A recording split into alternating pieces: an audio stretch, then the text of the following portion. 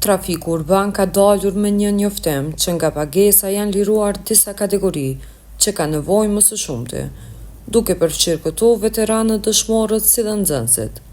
E këtë e vlerëson si të duhur dhe kryeshefi i trafikut urban, Qëndrën Vitia, i cili gjatë një interviste për Kosova Info ka thënë se këto kategori janë dhe përdoruesit më të shpesh të trafikut publik. Sipas tij, për disa kategori, ky vendim është marrë si një akt përkraje, siç janë stafi i drejtorisë së shëndetësisë dhe stafi shëndetësor. Përshëndetje, si fillim faleminderit shumë që gjetët kohë. Grazie. A mundesh më na fol pak më shumë sa i përket disa kategorive që janë liruar nga pagesat për trafikut urban? Cilat janë shtuar më së fundmi? Në vjeshtën e vitit 2025, në shtator të vitit 2025 është kompletuar lista prej 15 kategorive të liruara nga pagesa për përdorim të transportit publik në kryeqytet.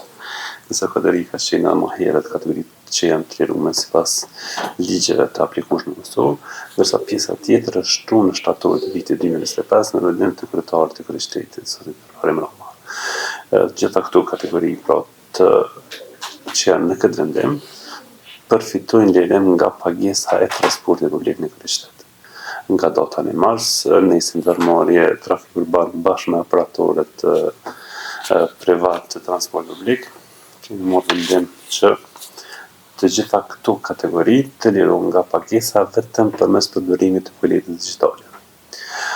Pra këto kategori obligojnë që të shkarkojnë kuletën digjitale, të ngarkojnë dëshmitë e nevojshme që e vërtetojnë si kategori të liruar nga pagesa dhe pastaj mund të përdorin transportin publik në kryeqytet, në autobus të trafikut urban dhe në autobus të sektorit privat.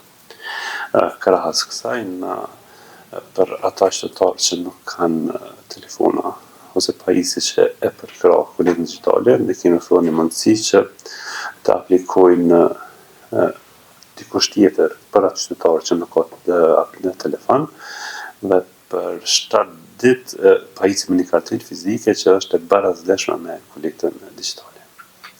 Deri tash ka pasur ndonjë ankesë gjatë aplikimit? Jo, realisht kanë qenë probleme të vogla teknike kryesisht për shkak të përdorimit nga personat ma vjetër që s'kan ditë me përdor telefonin, po këto probleme në qa janë zgjidhur brenda ditës me vetëm informim nga zyrtarët e kuletës digjitale, por nuk kemi pas ndonjë kërkesë të madhe për ndonjë ndryshim gjatë shkarkimit as të kuletës as të ngarkimit të dokumenteve të tjera të nevojshme gjatë aplikimit. Realisht edhe na si trafiku urban dhe zyrtarët e kuletës digjitale kanë ofruar sqarime të nevojshme lidhur me të gjitha këto procedurat për shkarkim të kuletës digjitale dhe për funksionalizim të saj. I përmendë disa kategori që janë shtuar tashmë. Pse ka ardhur ky vendim për ato kategori?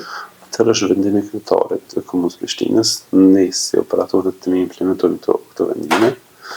Mendoj që kanë ardhur si për arsye të përkrahjes një shtrese qytetarëve që kanë nevojë për një përkrahje të tillë. Okej, faleminderit shumë.